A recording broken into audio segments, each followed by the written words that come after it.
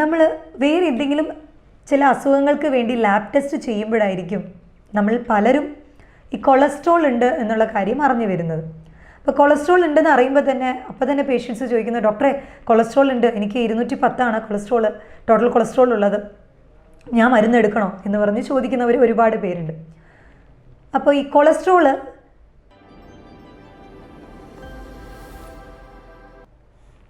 നമ്മൾ വേറെ എന്തെങ്കിലും ചില അസുഖങ്ങൾക്ക് വേണ്ടി ലാബ് ടെസ്റ്റ് ചെയ്യുമ്പോഴായിരിക്കും നമ്മൾ പലരും ഈ കൊളസ്ട്രോൾ ഉണ്ട് എന്നുള്ള കാര്യം അറിഞ്ഞു വരുന്നത്. അപ്പോൾ കൊളസ്ട്രോൾ ഉണ്ടെന്ന് അറിയുമ്പോൾ തന്നെ അപ്പോൾ തന്നെ പേഷ്യൻസ് ചോദിക്കുന്നു, ഡോക്ടറെ കൊളസ്ട്രോൾ ഉണ്ട്, എനിക്ക് 210 കൊളസ്ട്രോൾ ടോട്ടൽ കൊളസ്ട്രോൾ ഉള്ളത്, ഞാൻ മരുന്നെടുക്കണോ എന്ന് പറഞ്ഞ് ചോദിക്കുന്നവർ ഒരുപാട് പേരുണ്ട്. അപ്പോൾ ഈ കൊളസ്ട്രോൾ എപ്പോഴാണ് നമ്മൾ മെഡിസിൻ എടുക്കേണ്ടത്, നമ്മൾ ജീവിതശൈലിയിലുള്ള മാറ്റങ്ങൾ കൊണ്ട് തന്നെ എങ്ങനെ നമുക്ക് മാറ്റിയെടുക്കാം, അതേപോലെ ഈ കൊളസ്ട്രോളിൽ ഗുഡ് കൊളസ്ട്രോളും ഉണ്ട് ബാഡ് കൊളസ്ട്രോളും ഉണ്ട്. സോ ഇതൊക്കെ എന്താണെന്ന് ഷെയർ ചെയ്യാൻ വേണ്ടിയിട്ട് ഞാൻ നിങ്ങളുടെ doctor Jumana Haseen, doctor Basil homeo hospital, Pandikkad, Malappuram ജില്ല. ആദ്യമായി തന്നെ ഈ കൊളസ്ട്രോൾ എന്ന് കേൾക്കുമ്പോഴേക്കും തന്നെ ടെൻഷൻ അടിക്കേണ്ട കാര്യമില്ല. നമ്മുടെ ബോഡിയിൽ, നമ്മുടെ ശരീരത്തിൽ സ്വാഭാവികമായിട്ടും പ്രൊഡക്ഷൻ ചെയ്യുന്ന ഒരു വസ്തുവാണ് ഈ കൊളസ്ട്രോൾ എന്ന് പറയുന്നത്. നമ്മുടെ കരൾ അത് ഉൽപ്പാദിപ്പിക്കുന്നുണ്ട്. കാരണം ഈ കൊളസ്ട്രോളാണ് നമ്മുടെ പല കോശങ്ങളുടെയും മെയിൻ കണ്ടൻ്റ് ആയിട്ടുള്ളത്. അതേപോലെ ഹോർമോണുകളുടെ പ്രവർത്തനം, പല വൈറ്റമിനുകളുടെയും പ്രവർത്തനത്തിന് ഈ കൊളസ്ട്രോൾ ഒഴിച്ചുവിടാൻ പറ്റാത്ത ഒരു എലമെൻ്റാണ്.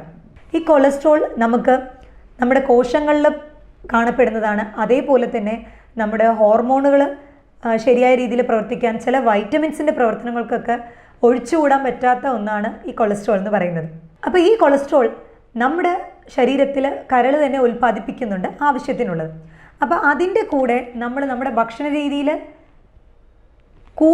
ഭക്ഷണത്തിൽ കൂടുതൽ കൊളസ്ട്രോൾ കണ്ടൻ്റുള്ള ഭക്ഷണങ്ങൾ കഴിക്കുമ്പോൾ തീർച്ചയായിട്ടും അതിൽ ഒരു ഇംബാലൻസ് ഉണ്ടാവുകയും നമ്മുടെ ബോഡിയിൽ കൊളസ്ട്രോളിൻ്റെ ലെവൽ, രക്തത്തിൽ ഈ കൊളസ്ട്രോളിൻ്റെ ലെവൽ കുറച്ച് അധികം കാണിക്കുകയും ചെയ്യുന്നു. ഈ കൊളസ്ട്രോളിൽ തന്നെ 2 വെറൈറ്റി ഉണ്ട്. HDL എന്ന് പറയുന്ന ഹൈ ഡെൻസിറ്റി ലിപ്പിഡ്, അത് വളരെ ഗുഡ് കൊളസ്ട്രോൾ ആണ്. അടുത്തത് LDL എന്ന് പറയുന്നത് ലോ ഡെൻസിറ്റി ലിപ്പിഡ്, അത് ബാഡ് കൊളസ്ട്രോൾ എന്ന് പറയുന്നു. ഈ ഹൈ ഡെൻസിറ്റി ലിപ്പിഡ്, ഈ ഗുഡ് കൊളസ്ട്രോൾ നമ്മുടെ ശരീരത്തിന് വളരെയധികം അത്യാവശ്യമാണ്. ഈവൻ അത് നമ്മുടെ ഹാർട്ടുകളുടെ പ്രവർത്തനത്തിന്, അതേപോലെ തന്നെ രക്തക്കുഴലുകളിൽ ഈ ബ്ലോക്കേജിനൊക്കെ പ്രിവെൻറ്റ് ചെയ്യാനായിട്ട് ഈ HDL, അതായത് ഹൈ ഡെൻസിറ്റി ലിപ്പിഡായിട്ടുള്ള ഗുഡ് കൊളസ്ട്രോൾ വളരെയധികം നല്ലതാണ്. ഈ ഹൈ ഡെൻസിറ്റി ലിപ്പിഡുകൾ നമുക്ക് ഏത് ഭക്ഷണത്തിലാണ് കൂടുതൽ കണ്ടുവരിക എന്ന് വെച്ചാൽ നട്ട്സ്, അതേപോലെ ഓലിവ് ഓയിലിൽ കൂടുതൽ മോണോ അൺസാച്ചുറേറ്റഡ് ഫാറ്റി ആസിഡുകളുണ്ട്. അപ്പോൾ ഈ നട്ട്സുകൾ എന്ന് പറയുമ്പോൾ തന്നെ ആദ്യം തന്നെ ബാദാം, പിസ്ത എന്ന് പോകണമെന്നില്ല. നമുക്ക് നമ്മുടെ സാധാരണ ഇതിലെ കടകളിലൊക്കെ കിട്ടുന്ന നിലക്കടലയിലും കൂടുതൽ ഈ ഗുഡ് കൊളസ്ട്രോളിൻ്റെ അംശങ്ങളുണ്ട്. അതേപോലെ തന്നെ ഒമേഗ 3 ഫാറ്റി ആസിഡുകൾ അധികമുള്ള ഭക്ഷണങ്ങൾ, അത് മീനുകൾ, അതിലും ഈ ഗുഡ് കൊളസ്ട്രോളുകൾ ഉണ്ട്. ഇനി ഈ LDL എന്ന് പറയുന്ന ബാഡ് കൊളസ്ട്രോൾ ഉണ്ടല്ലോ, അത് കൂടുതലും ഈ റിഫൈൻഡ് ആയിട്ടുള്ള ഫുഡുകൾ, അതേപോലെ തന്നെ മൈദ, നമ്മൾ അധികം പുറത്ത് കിട്ടുന്ന നമ്മൾ ഓയിലി ഫുഡുകൾ, വറുത്തത്, പൊരിച്ചത്, ഇതിൽ കൂടുതലുമായിട്ടുള്ളത് ഇത് LDL കണ്ടൻറ്റ് അധികം ഉണ്ടാവും. ഈ ബാഡ് കൊളസ്ട്രോളിൻ്റെ അംശം കൂടിക്കഴിയുമ്പോൾ അത് നമ്മുടെ രക്തക്കുഴലുകളിൽ അത് അടിഞ്ഞുകൂടുകയും അത് പിന്നീട് ബ്ലോക്കേജ് ആവാനുമുള്ള ചാൻസ് വളരെയധികം കൂടുതലാണ്. അതേപോലെ ട്രൈഗ്ലിസറൈഡ്സ് എന്ന് പറയുന്നത്, ട്രൈഗ്ലിസറൈഡിൻ്റെ അംശം കൂടുതലുള്ളവർ മാക്സിമം അവർ ഈ കാർബോഹൈഡ്രേറ്റ് അധികമുള്ള ഭക്ഷണ പദാർത്ഥങ്ങൾ, അതായത് ചോറ്, ചപ്പാത്തി, അതേപോലെ ഉരുളക്കിഴങ്ങ്, ഇങ്ങനത്തെ കാർബോഹൈഡ്രേറ്റ് അധികമുള്ള ഭക്ഷണങ്ങൾ കുറയ്ക്കുന്നതായിരിക്കും ഈ ട്രൈഗ്ലിസറൈഡിലെ ലെവൽ കുറയ്ക്കാനായിട്ടുള്ള ഏക വഴി. കൊളസ്ട്രോളിൻ്റെ അംശം ഒരു പൊടിക്ക് അധികമായി കഴിഞ്ഞാൽ ഉടനെ തന്നെ മരുന്നെടുക്കണമെന്നുള്ള ആവശ്യമില്ല. നമ്മുടെ ജീവിതശൈലിയിലെ ചില മാറ്റങ്ങളൊക്കെ കൊണ്ട് തന്നെ അത് നമുക്ക് ശരിയാക്കി എടുക്കാവുന്നതാണ്. എന്നാൽ അതിൽ ചില കാര്യങ്ങൾ നമ്മൾ ശ്രദ്ധിക്കേണ്ടതുണ്ട്. ചില ആളുകൾക്ക് ചെറുപ്രായത്തിൽ തന്നെ അവർക്ക് ഈ കൊളസ്ട്രോളിൻ്റെ അംശമുണ്ട്. പക്ഷെ അവരുടെ ഫാമിലി ഹിസ്റ്ററി നോക്കിക്കഴിഞ്ഞാൽ കുടുംബത്തിൽ ആർക്കെങ്കിലും സ്ട്രോക്ക് വന്നതായിട്ടും അതേപോലെ ഹാർട്ട് കംപ്ലയിൻ്റ് ഉള്ളവരൊക്കെ ഉണ്ടാവും. അപ്പോൾ അങ്ങനെയുള്ളവരിൽ നമ്മൾ ഈ ചെറിയ ലെവലിൽ അധികമായാൽ തന്നെ മരുന്ന് കൊടുത്ത് അത് ശരിയാക്കേണ്ടതാണ്. കൂടെ തന്നെ നമുക്ക് ജീവിതശൈലിയിലെ മാറ്റം, ഡയറ്റ് പ്ലാനുകളൊക്കെ തന്നെ മാറ്റിക്കൊണ്ടുവരാം.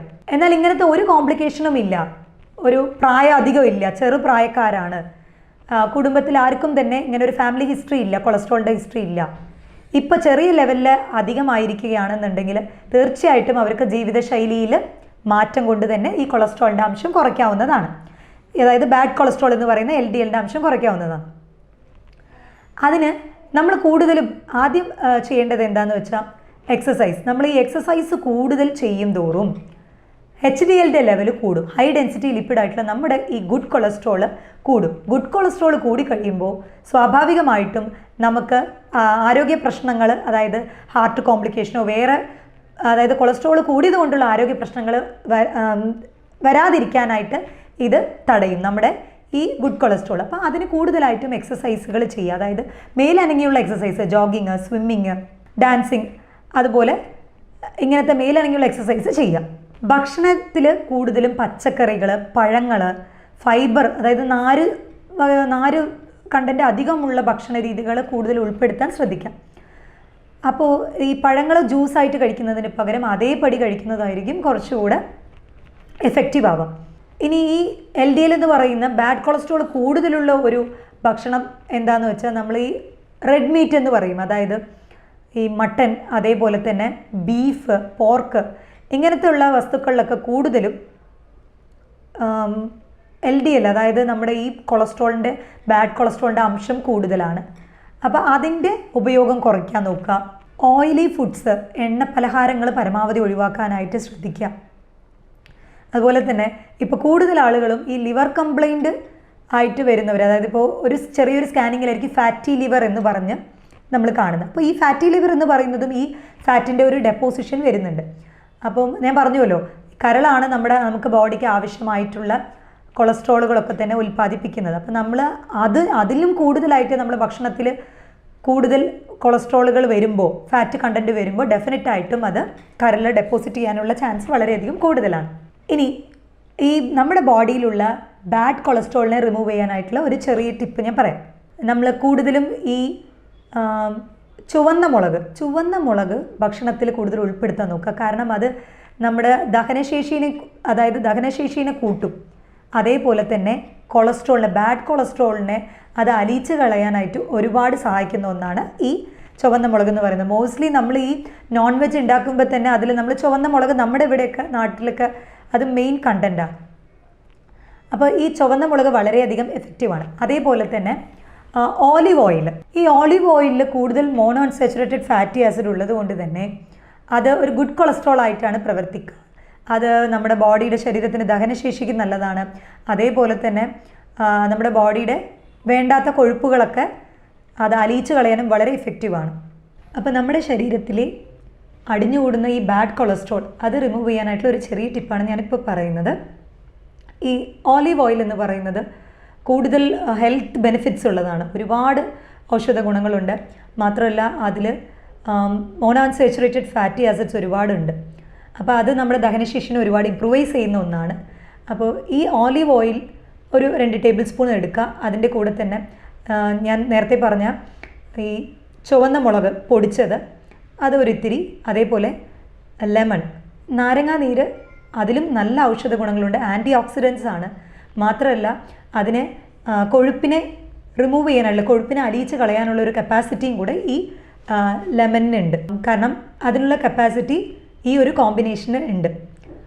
നമ്മൾ ഈ ചുവന്ന മുളക് ഇടുന്നത് കൊണ്ട് എരി ഉണ്ടാവുമോ എന്നുള്ളൊരു ഡൗട്ട് ഉണ്ടാവും. പക്ഷേ അതിനാണ് നമ്മൾ ഈ ഓലിവ് ഓയിൽ മിക്സ് ചെയ്യുന്നത്, പിന്നെ തേനും അതേപോലെ നാരങ്ങാനീരും. സോ ഈ കോമ്പിനേഷൻ ഒരു ദിവസവും അരമണിക്കൂർ മുന്നേ, രാവിലത്തെ ഭക്ഷണത്തിന് മുന്നേ കഴിക്കുകയാണെങ്കിൽ വളരെ ഇഫക്റ്റീവായിരിക്കും. നിങ്ങളുടെ ശരീരത്തിൽ അടിഞ്ഞിട്ടുള്ള ചീത്തയായിട്ടുള്ള കൊളസ്ട്രോളൊക്കെ റിമൂവ് ചെയ്യാനായിട്ട്, ടോക്സിൻസ് റിമൂവ് ചെയ്യാനായിട്ട് വളരെ ഹെൽപ്ഫുൾ ആയിരിക്കും. അപ്പോൾ എല്ലാ കൊളസ്ട്രോളിനും മരുന്ന് കഴിക്കണമെന്ന് ആവശ്യമില്ല. ടോട്ടൽ കൊളസ്ട്രോൾ ഒരിത്തിരി ബോർഡർ ലൈൻ ആയിക്കഴിഞ്ഞാൽ തീർച്ചയായിട്ടും നമുക്ക് നമ്മുടെ ജീവിതശൈലിയിലും ഭക്ഷണശൈലിയിലൊക്കെ ചെറിയൊരു മാറ്റങ്ങൾ വരുത്തിക്കൊണ്ട് തന്നെ നമ്മുടെ കൊളസ്ട്രോളിലെ ലെവലിൽ നമുക്ക് പിടിച്ചു കെട്ടാവുന്നതാണ്. ഇനി ഒരുപാട് ഹൈ ലെവലിലുള്ള കൊളസ്ട്രോളാണ്, അവരുടെ ഏജും ഇത്തിരി കൂടുതലാണെങ്കിൽ തീർച്ചയായിട്ടും അവർ മരുന്നുകൾ എടുക്കേണ്ട ആവശ്യമുണ്ട്. അപ്പോൾ ഈ ഒരു വിഷയത്തിനെക്കുറിച്ച് നിങ്ങളുടെ സംശയങ്ങൾ എന്തെങ്കിലും ഉണ്ടെങ്കിൽ നിങ്ങൾക്ക് എന്നോട് ചോദിക്കാവുന്നതാണ്. താഴെ തന്നിട്ടുള്ള ഈ നമ്പറിൽ വാട്സപ്പ് ചെയ്ത് കോൺടാക്റ്റ് ചെയ്യാം. ഞാൻ നിങ്ങളുടെ doctor Jumana Haseen, doctor Basil homeo hospital, Pandikkad, Malappuram ജില്ല.